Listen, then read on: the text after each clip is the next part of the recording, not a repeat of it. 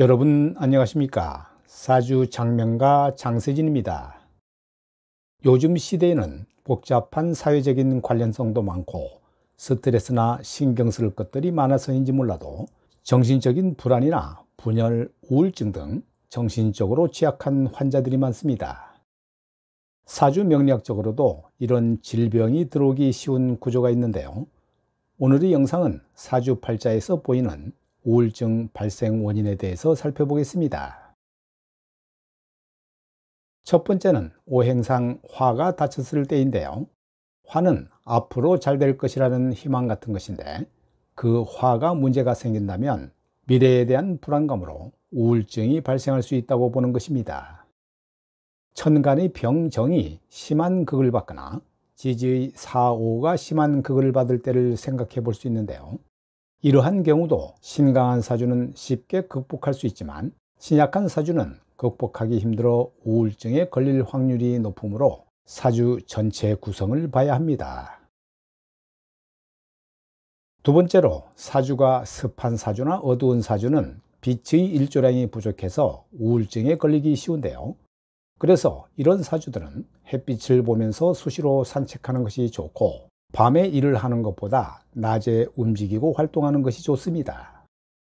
또 화는 서로 섞여서 어울리는 것이 되므로 사람들과 꾸준히 대화하는 것이 좋습니다. 습이 많은 사주가 대운에서 화운이 와서 지금까지 잘 살아왔는데 계면인의 조용신에 해당하는 화기가 지나치게 닫히게 된다면 우울증에 걸릴 수 있다고 봅니다. 특히 묘목이 되는 화일주들은 술을 마시게 되면 그 다음날 그 습이 머릿속에 계속 남아있게 되고 묘목 신경이 꼬이면서 안 좋은 상황만 계속 떠오르게 된다면 우울감이 찾아올 수 있습니다. 그래서 술을 마신 다음 날에는 머릿속에 있는 습을 빼내기 위해 필히 운동을 하는 것이 중요합니다. 세 번째로 인성이 많은 사람들은 생각이 많아 우울증에 잘 걸릴 수 있는데요. 편인이 강한데 뿌리가 약한 사주는 내 의지와 상관없이 편인이라는 생각에 머물러 있게 됩니다. 그러면 나도 모르게 내 머릿속에는 끊임없는 잡생각이 일어나서 나를 괴롭히게 되죠. 살아가면서 대인관계에서 어떤 불편한 상황이 발생하면 그 일이 계속 생각이 나는데요. 미칠 노릇이 아닐 수 없습니다. 특히 토가 많고 뿌리가 없는 금일주가 흙을 파헤치는 목이나 토를 끌어내주는 금이 없다면 끊임없는 상념과 불면증에 시달리게 되고 어느 한 가지에 집중하기 힘들 수 있습니다. 인성이 많다는 것은 내 말과 행동인 식상을 극하는 것이 돼서 말이 뜻대로 나오지 않고 행동을 잘못하게 되니까 화병이나 우울증에 시달리게 되는 것입니다. 네 번째, 우울증 요인 중에서도 가장 큰 문제는 편인이 식신을 극하는 도식 현상인데요. 물론 정인이 상관을 극해도 우울증이 생길 수 있습니다. 도식은 엎을도 밥식으로 밥그릇을 엎어버린다는 뜻인데요. 도식이 되면 먹을 것에 문제가 생기고 재성을 생하지 못하게 되니까 내 정상적인 생활을 유지시켜주는 재물에 대한 문제가 있게 됩니다.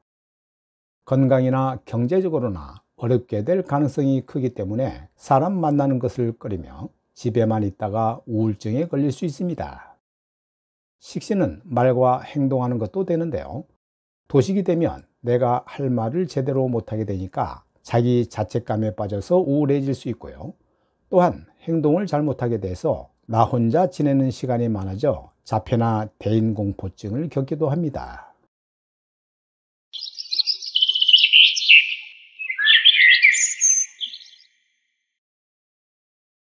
이 도식의 해결법은 재성을 써서 인성을 제어하는 방법이 있고 식상을 키워주는 비법을 쓰는 방법이 있습니다. 재성의 경우는 처, 여자, 아버지, 재물이 해결을 해주는 것인데요. 처가 나 대신에 경찰서 가서 해결해 주거나 돈으로 합의나 변호사 대리 등으로 해결하는 것입니다. 그리고 많은 생각에 집착할 때 아내와 함께 말을 하고 운동을 함께 하는 것입니다. 비겁은 친구, 동료가 해결해 주는 것을 말하는데요. 내가 어려울 때 의지할 수 있는 친구가 있다면 안 좋은 인성의 생각을 줄이는데 도움이 될 수 있는데요. 이런 사람은 친구를 만나서 함께 말하고 취미생활을 하는 것이 도식의 좋은 해결 방법이 되지만, 활동성이 약한 금수일간이 지지에 비견이 있는 사람에게는 자존심이 강해서 친구 관계가 거의 없을 수 있는데요. 이런 사람이 자존심에 상처를 받는 일이 생긴다면 오히려 우울감에 빠지는 것을 보기도 합니다. 그래서 이런 사람도 힘들지만 자존심을 버리고 생각의 굴레에서 벗어나려면 친구에게 의지하고 찾아갈 필요가 있습니다. 우울증이 생기지 않도록 하는 가장 좋은 방법은 꾸준히 운동을 하고 사람과의 대화를 하는 것입니다. 이미 우울증이 생겼다면 약물 치료와 운동을 병행하는 것이 좋고요. 그래서 우울증 극복 방법으로 반강제성을 띤 방법을 택하는 것도 좋은데, 돈이 좀 들더라도 헬스장을 권합니다. 또 우울증은 습한 가운데 생기는 경향이 강하므로 밖에 나가 햇빛을 쏘이든지 걷기 운동이나 등산하는 것이 좋은데요. 무작정 걷다 보면 내 신체 리듬에 활력이 생기니까 나도 모르게 우울증 감정이 약해질 수 있고, 문득 지금 현 상태에 대한 해결책이 머릿속에 떠올라 우울증을 극복할 수도 있습니다. 다음 장에 소개되는 우울증 사례 명식은 병원 치료를 받고 있는 도중에 상담을 의뢰해와 햇볕을 쏘이는 걷기 운동을 권유했는데요. 그랬더니 약을 복용하면서 하루에 한두 번 정도의 산책과 운동으로 이민년 2월부터 우울증을 극복하고 정상적인 회사 생활을 하고 있습니다.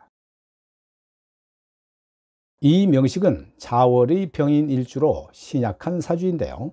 인목인성이 매우 중요한 자리를 차지하고 있습니다. 사주에 화가 아무리 많더라도 불쏘시개의 장작이 없으면 금방 꺼지기 때문에 화에는 목이 매우 중요합니다. 인목의 지원을 받는 병인 일주는 목생화가 잘 되기 때문에 그 자체로는 정신력도 강하고 머리 회전도 잘 돼서 기발한 아이디어를 만들어내는 재주가 있습니다.